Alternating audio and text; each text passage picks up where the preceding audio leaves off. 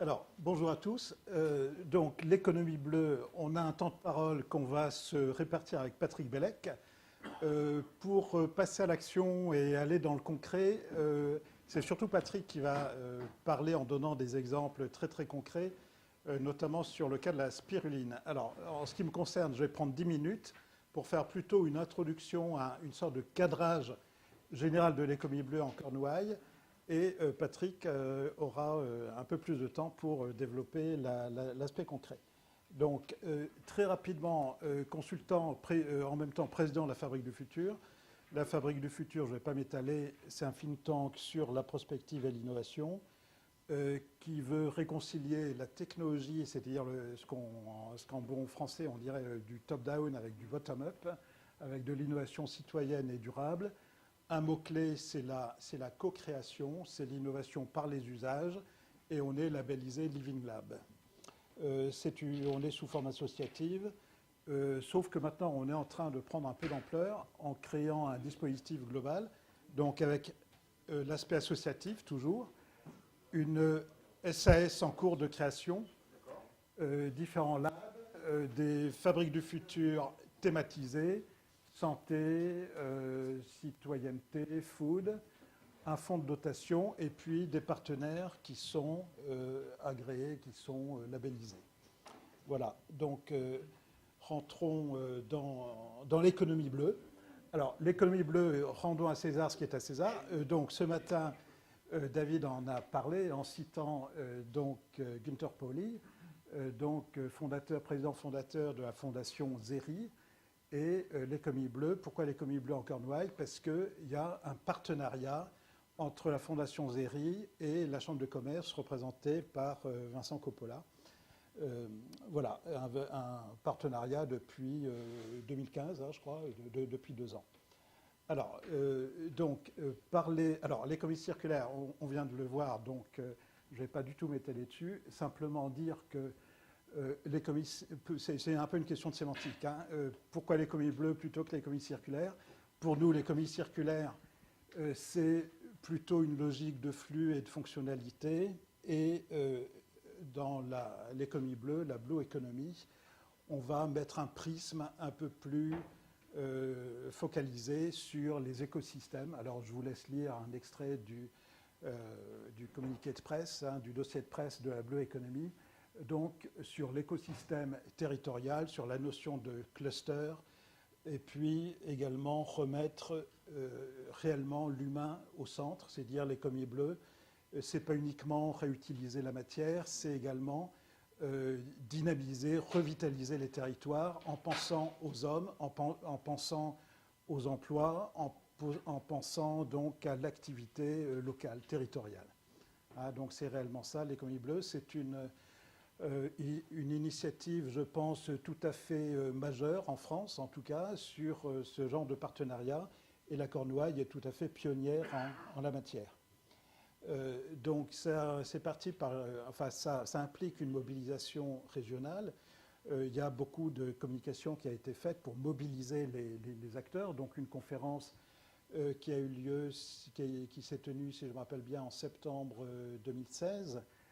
Donc avec Günther Pauli, 400 participants, 300 chefs d'entreprise, des challenges et des initiatives qui ont été présentées.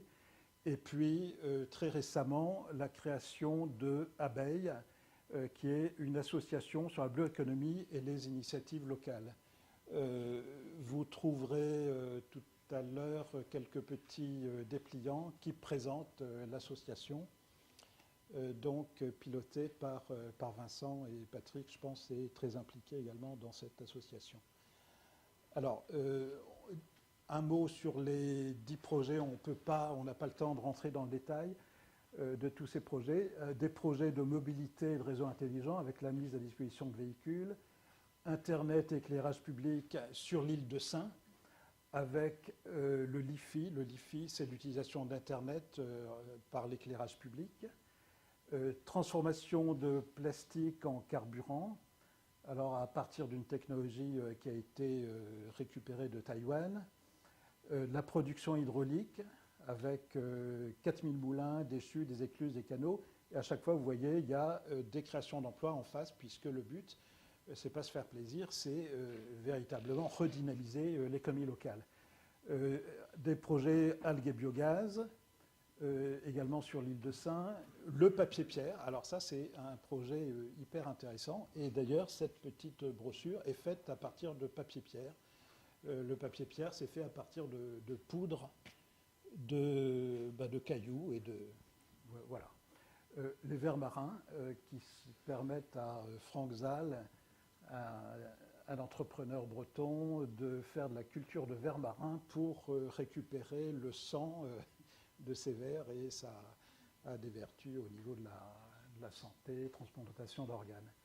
L'agriculture moderne avec des fermes intégrées, un projet pain et brasserie, et puis la spiruline, dont Patrick va parler de façon beaucoup plus détaillée. Ça, c'est le promoteur du papier-pierre, donc c'est près de Quimper. On peut faire des cartes de visite, on peut faire des tas de choses à partir de papier-pierre.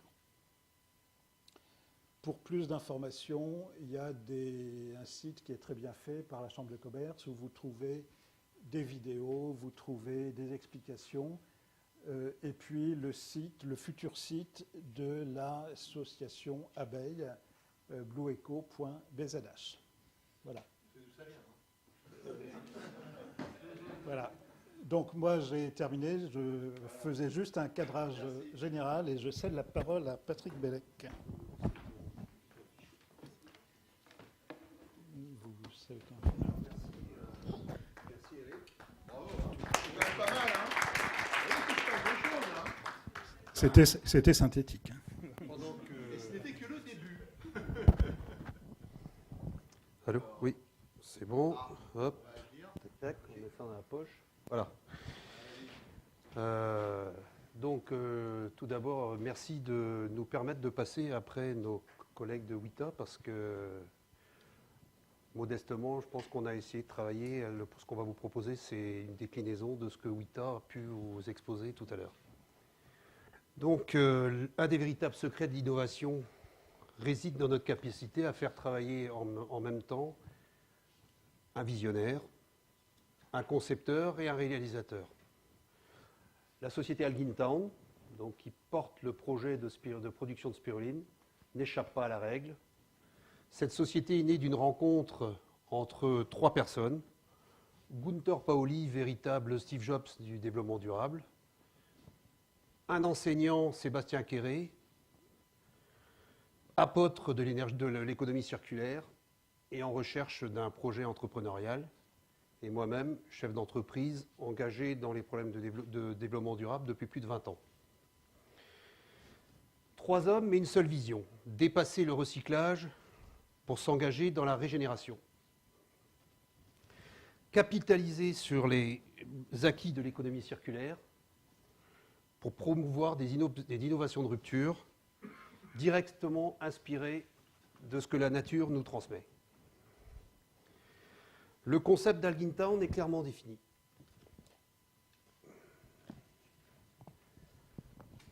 Notre concept, c'est de produire de la spiruline en milieu urbanisé, en développant un process de production qui limitera les consommations de ressources naturelles et préservera l'intégrité du foncier agricole par le caractère de production en milieu urbain.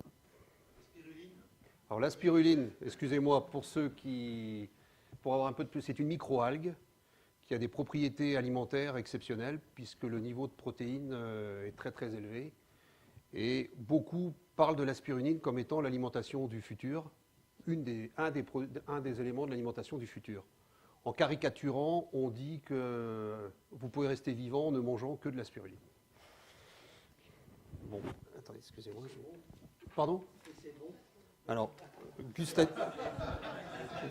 gustativement, la spiruline peut être utilisée en ingrédient, donc qui va se retrouver neutralisé par les différents composants du plat, ou peut être utilisé comme une pâte à tartiner. Et les applications sont vraiment multiples. Nos objectifs ils sont très ambitieux, puisque nous voulons produire une spiruline de très haute qualité. Modestement, nous avons déposé la marque Caviar de spiruline. C'est-à-dire que nous avons fixé des objectifs extrêmement ambitieux, et tant que nous ne serons pas capables d'arriver à ce produit-là, nous ne sortirons pas la spiruline. Les produits commercialisés devront revendiquer un mode de production reposant sur l'utilisation des énergies renouvelables, l'utilisation de l'eau de pluie pour faire croître la spiruline et consommer le CO2 émis par les cheminées de notre entreprise. Le process de production devra également être partagé sur la base d'un modèle proche de l'open source pour vulgariser les préceptes de la Blue Economy. Algintown est une société de production de spiruline qui travaille aujourd'hui sur de la R&D pour établir un process de production. Mais notre vocation est de produire de la spiruline et de vulgariser le process pour développer le marché. L'entreprise devra acculturer la jeunesse sur l'idée d'un entrepreneuriat durable et responsable. Voilà les grands objectifs de notre société. Enfin, n'oublions pas la théorie de Schumpeter. Ce n'est pas le fabricant de bougies qui a inventé l'ampoule. Avec Algintown, nous avons décidé d'intégrer, dès la création, nous avons décidé d'être disruptifs et d'intégrer l'ubérisation à notre réflexion. Nous faisons que le pari que Uber est un jeune. Uber n'est pas un phénomène nouveau. Uber est tout simplement un mot pour traduire des phénomènes qui ont existé depuis la nuit des temps. C'est-à-dire que la bougie a été remplacée par l'ampoule, la charrette à cheval a été remplacée par le camion, et le voyage en train a été remplacé un petit peu par l'avion. En conséquence, pour nous, Uber est la traduction, tout simplement, de la renaissance permanente de nouveaux procédés. Le team, Camille Bellec, 24 ans, responsable digital et marketing. Justine Pitera, docteur en microbiologie. Alors je vais faire attention, je donne des âges de femmes, donc il faut que je fasse attention. 28 ans. Et Amélie Bayard, technicienne, qui a un BTS et une licence en production de microalgues. Donc voilà l'équipe de collaborateurs de notre entreprise. Elles sont salariées de notre entreprise. Ensuite, les créateurs, vous me retrouvez, ainsi que Sébastien Quéré, et puis Camille, qui se trouve être une de mes filles, qui, dans le cadre de ses études, travaille également sur l'entrepreneuriat. Donc, résultat des courses, pour apprendre l'entrepreneuriat, autant être entrepreneur. Ensuite, nous avons une équipe de facilitateurs qui grossit tranquillement. Eric en fait partie, puisque Eric était tout de suite dans le début de l'aventure. Le docteur Frank Zal est également un facilitateur.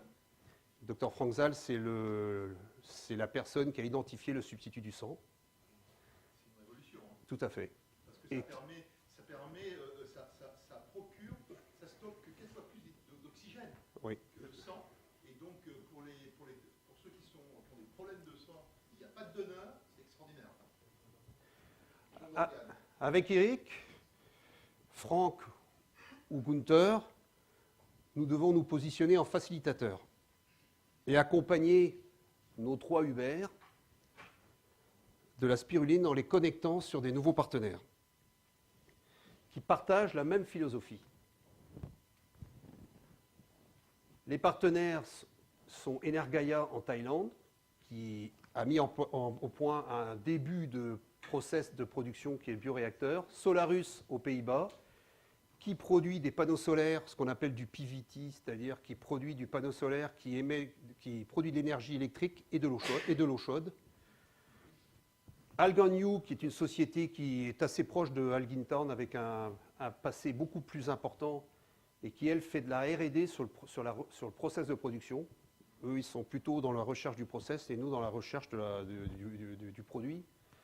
Et ensuite, vous retrouvez des entreprises style Bariec, Kervéadou et quelques autres qui travaillent sur la lumière et la thermie, et ce sont des entreprises bretonnes, même si c'est une filiale du groupe Vinci, ce sont des gens qui sont engagés dans l'aventure.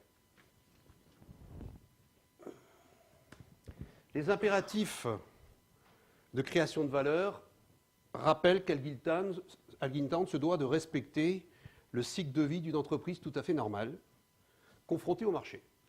En conséquence, nous sommes aussi confrontés à nos échéances. Donc, pour fin juin 2017, nous aurons installé le pilote.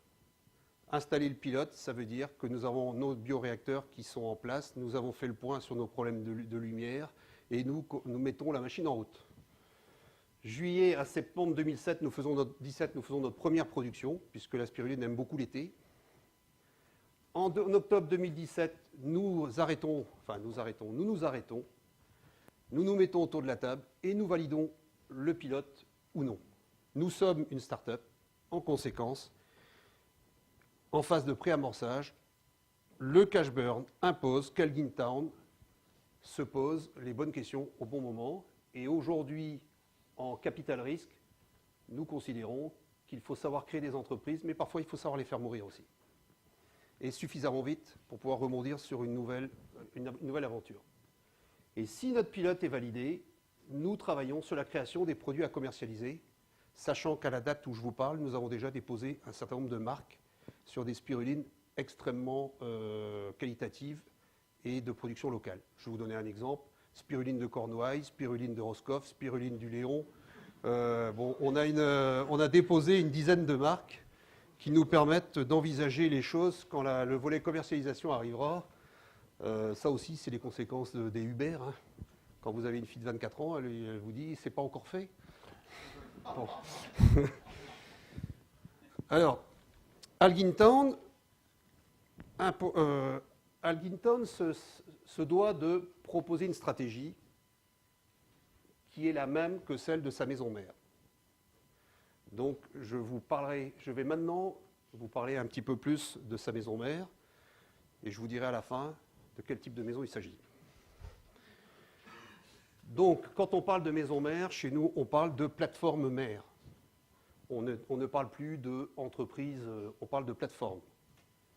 Cette plateforme mère est composée d'activités traditionnelles et d'activités plus disruptives telles que Allo Voisin, commerce collaboratif, Solarus, production de panneaux solaires, et Marina, production de sang, de substituts du sang, Argos VR System, qui produit des softs qui vont vulgariser l'impression 3D. C'est pour vous donner un petit peu dans quel environnement vit Algintown. Algintown applique donc une stratégie qu'on qualifie la stratégie de bande poisson. Toutes les business units sont tournées vers un même objectif et doivent faire preuve d'une agilité pour pouvoir se déplacer très rapidement au moindre incident de parcours. L'incident d'une business unit doit remonter dans le banc de poisson et donner la direction à tout le monde. Cette plateforme permet également à Algintown de se positionner au carrefour des boucles de valorisation. Excusez-moi, il faut que j'appuie. Donc voilà, la maison mère, on va dire, c'est l'entreprise 4.0. J'ai mis 4.0 parce que ça évite d'expliquer ce que c'est. Ça laisse... Bon, donc, vous voyez là les boucles. Vous voyez les boucles de valorisation s'imprimer. De la reconquête de la biodiversité à la transition énergétique, en passant par la mobilité durable. Excusez-moi, je suis un petit peu... Donc l'entreprise développe des actions sur l'ensemble de ces domaines en utilisant les préceptes de l'économie circulaire et de la Blue Economy. Je vais prendre quelques exemples.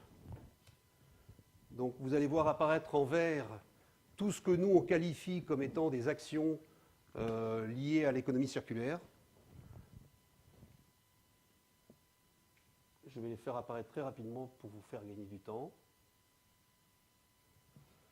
Donc, nous allons prendre des exemples qui sont extrêmement parlants pour tout le monde. Si nous partons sur la production photovoltaïque, notre entreprise produit aujourd'hui 360 kW d'énergie renouvelable sur le mode de couverture de toit, tant en cellules amorphes, puisque les premières installations datent de 2007-2008, et la nouvelle installation date de 2014, où là on est sur des technologies beaucoup plus pointues, du style SunPower, qui est une filiale de Total, comme par hasard. En 2018, nous sommes en cours de dépôt d'un permis de construire pour revoir la structure du bâtiment. En 2018, nous produirons 950 kW de l'entreprise, ce qui correspondra à 40% de notre consommation électrique. Donc nous allons passer en autoconsommation de manière extrêmement significative. Ensuite, si vous prenez le tri sélectif, nous avons 40 tris différents.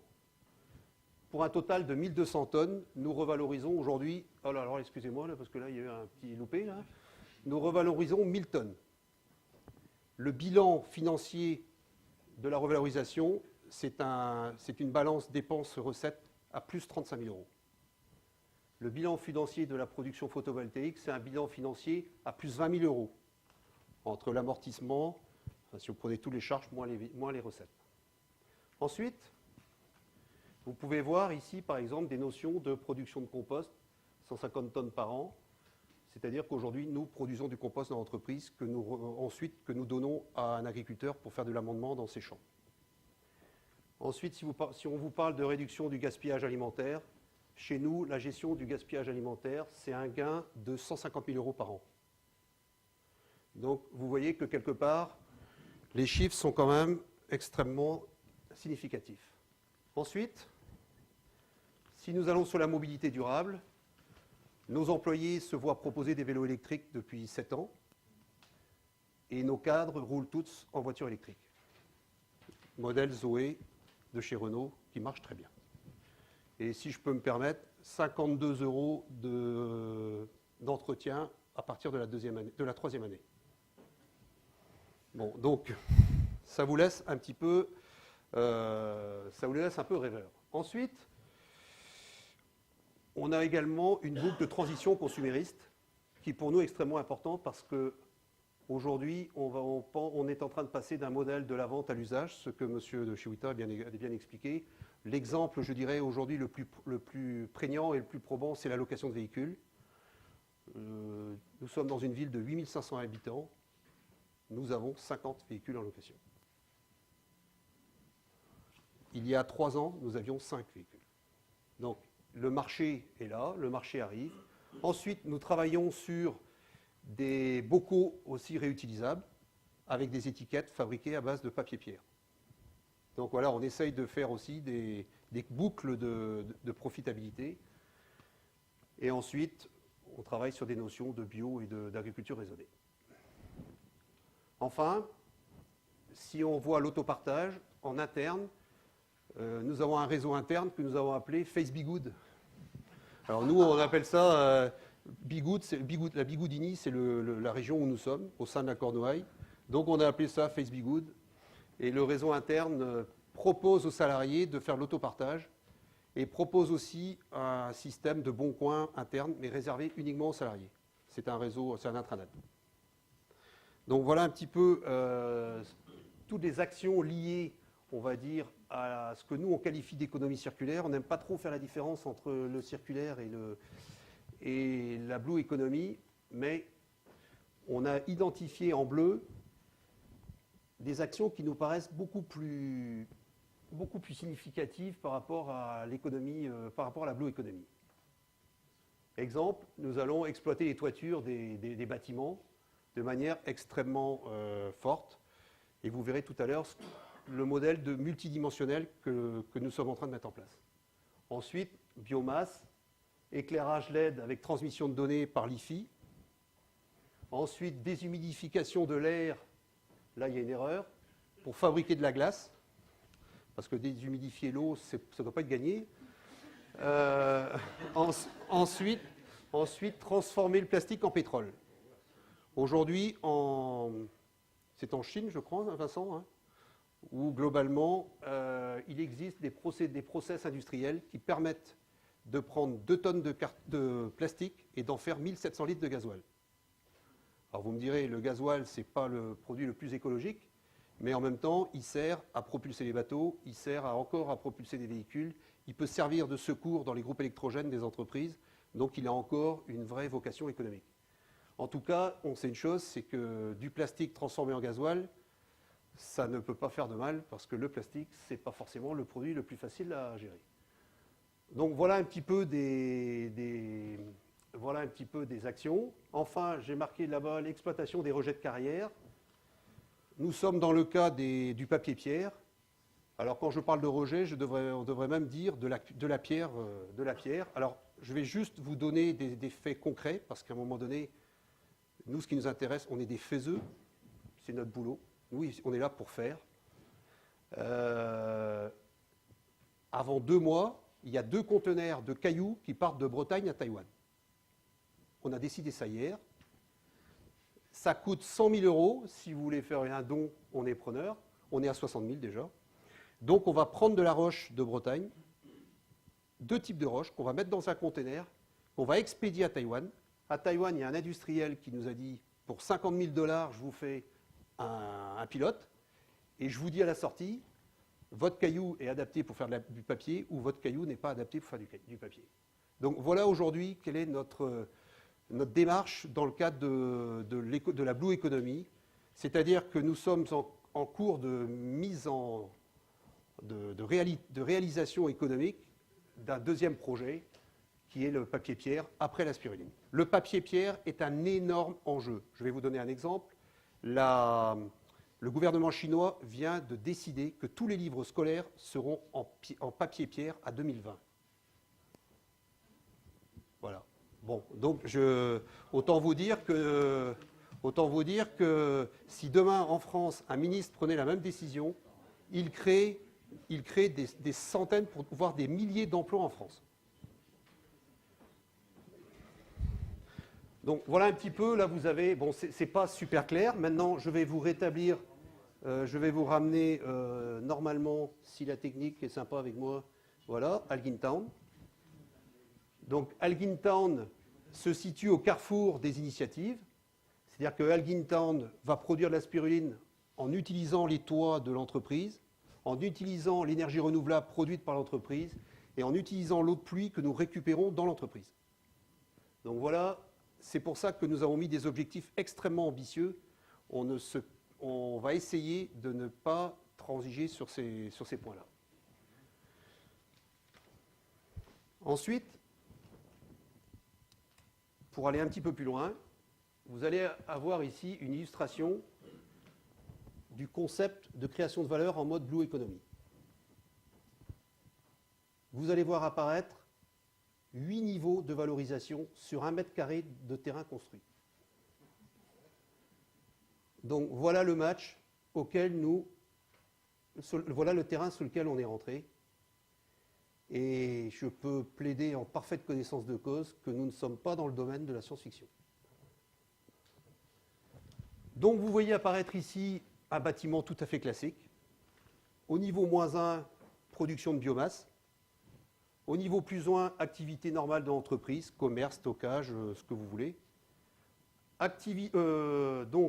Niveau 1, eh ben, nous considérons que l'air est une activité. Donc nous séparons les molécules d'eau d'air, les molécules d'eau de l'air, oui, pour en fabriquer de la glace. Glace que vous pourriez retrouver dans les commerces pour exposer le poisson ou vendre le poisson. Donc ensuite, éclairage LED avec transmission de données LiFi. Biodiversité urbaine avec de la production de spiruline. Niveau 4, nous sommes en récupération d'eau de pluie, où nous pouvons produire de la spiruline et faire de l'arrosage, puisque vous avez vu tout à l'heure que nous avions un chapitre rétablissement de la biodiversité, et l'entreprise est entourée d'un parc de 5 hectares, qui est une friche qui a été réhabilitée, et qui sert aujourd'hui de parc pour promener les enfants, et qui est ouvert au public. Ensuite, production d'énergie photovoltaïque par autoconsommation, et récupération du CO2 alimentaire pour en faire un nutriment de la spiruline. Donc là, avec 1 mètre carré, vous faites 8 sources de valorisation économique. Si je vous fais le point de tout ce que je viens de vous montrer, je vais vous donner des chiffres. Nous consommons actuellement 3 500 000 kW d'électricité. Quand nous aurons appliqué tout ce plan, et ça sera fini, on va dire mi-2018, quand les grues auront fini leur travail, nous aurons diminué notre consommation de 1 500 000 kW. Et nous aurons en autoconsommation 500 kW crête. Donc, chez nous, on défend une thèse, c'est de dire oui à l'indépendance énergétique. Notre rêve, c'est pas très gentil pour certains qui sont là, mais notre rêve, c'est de débrancher EDF. Voilà. Si avant ma retraite, j'arrive à débrancher le réseau EDF, je pense que je pourrais aller voir celui d'en haut, l'esprit est à peu près clair. Ensuite, si nous nous plaçons sur le bilan du carbone, nous faisons un bilan ADEME tous les ans, depuis 5 ans. Ce bilan est adossé au rapport RSE qui est déposé chez notre commissaire aux comptes. C'est-à-dire que nous appliquons les règles d'une multinationale pour s'imposer des règles extrêmement dures parce qu'on se dit qu'un jour, ça nous arrivera à nous, les entreprises, les petites et moyennes entreprises. Donc en résumé, autant s'entraîner avant parce que tout ça, ça ne s'invente pas du jour au lendemain. C'est quand même presque 20 ans de travail. Donc en termes de bilan carbone, si nous intégrons nos clients et notre activité, j'ai un excédent carbone, j'ai un bilan négatif à 1200 tonnes. C'est-à-dire que quand je prends les plus et les moins, il me reste 1200 tonnes. Avec l'application de tout ce que je vous ai montré, on va normalement réduire notre bilan de 500 à 700 tonnes. Ça veut dire que globalement, on va se retrouver qu'un gap aux alentours, on va dire, à la grande louche, de 300 à 500 tonnes qui va nous rester, ce qui veut dire qu'on va approcher la neutralité carbone. Donc voilà un petit peu ce que je voulais vous montrer. Je conclurai mon exposé en reprenant une citation d'un illustre pensionnaire de l'école polytechnique. Rien ne se perd, rien ne se crée, tout se transforme. Je n'ai pas beaucoup de mérite parce que le monsieur, il est juste à droite à l'entrée, il a son buste, il s'appelle Antoine Laurent de Lavoisier.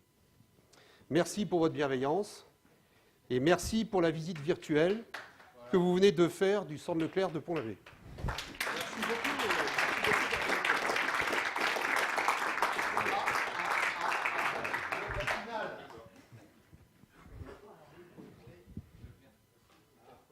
Voilà. C'est ça, c'est 4.0 ça? C'est 4.0. Ah mince. Ah, je savais pas. Avec ce qu'on a entendu ce matin, ça casse un peu l'ambiance. Mais qu'est-ce que tu fais? Tu es justement sur le parking. Qu'est-ce qu'il y a d'intéressant sur le parking? Alors sur le parking, nous avons des parkings où les surfaces imperméabilisées ne modifient pas l'écologie du sous-sol, puisque nous filtrons l'eau avec des caniveaux qui s'appellent les caniveaux Funke, c'est des caniveaux allemands. Et l'eau qui passe à travers ce caniveau, elle est buvable. C'est-à-dire que tous les eaux de ruissellement, des hydrocarbures, quand vous roulez, l'eau se retrouve dans ce caniveau, est filtrée. Et si vous allez en dessous, je ne vous dis pas qu'elle est bonne, mais vous ne serez pas malade. Donc tous nos parkings qui sont réalisés depuis 5 ans sont réalisés sur la base de cette technologie. Ce qui veut dire que nous ne sommes pas, enfin nous le sommes parce que la loi nous oblige, mais nous n'avons pas d'obligation technique à nous connecter sur le réseau des eaux pluviales de la ville. Donc, puisque nous absorbons, par auto-absorption, nous gérons nos flux d'eau. Donc voilà, donc sur les parkings, vous avez également des bornes d'alimentation pour les véhicules électriques. Nous avons, je pense, le taux sur un territoire qui fait 45 000 habitants, et qui, on va dire, avec un rayon de 10 km, parce que chez nous, il y a la mer de 3 côtés, nous avons un taux d'équipement en borne électrique qui, à mon avis, est un des plus élevés de France. Vous n'avez pas une borne vous n'avez pas un trou à plus de 7 km. Et nous sommes sur des technologies françaises, DVT dans le nord de la France, avec des bornes à recharge rapide. C'est-à-dire que quand vous êtes cadre chez moi, vous faites le plein en une demi-heure. À Pont-l'Abbé. Ouais. Alors, pour que l'information soit claire, moi, je ne suis pas habilité à parler au nom du groupe Leclerc. Je suis habilité à parler de mon entreprise, puisque chez Leclerc, nous sommes propriétaires de nos entreprises. Donc cette entreprise appartient à mon épouse et moi-même. Et je ne parle que pour mon entreprise. Voilà. Je crois qu'on peut applaudir quand même